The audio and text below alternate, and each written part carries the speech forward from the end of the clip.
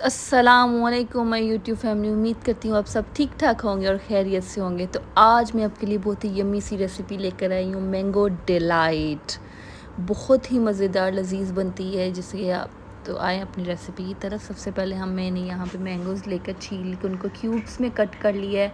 अब इसकी मैं प्यूरी बनाऊँगी। इसकी प्यूरी में तो इसके अंदर थोड़ी सी शुगर ऐड करके इसको थिक सी प्यूरी बना लें।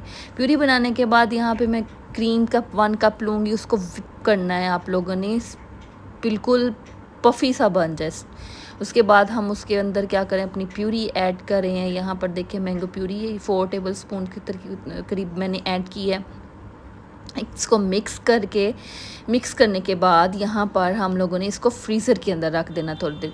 तो उसके बाद थोड़ा सा मिल्क लिया, उसके अंदर 2 टेबल स्पून जो है हमारे पास, हमने कंडेंस्ड मिल्क ऐड करके हमने कुछ केक लिया। मैंने यहाँ पर सुपर केक लिया, आप कोई भी केक ले सकते हैं। सबसे पहले उसकी लेयर लगाएंगे, फिर जो हमने दूध के अंदर कंडेंस्ड मिल्क भी ऐड किया था उसकी, फिर उसके बाद मैंगो चक्स, और उसके बाद हमने जो क्रीम और मैंगो प्यूरी की ऐड की थी वो, उसके ऊपर दोबारा से फिर वही लेयर्स लगाते जाएंगे।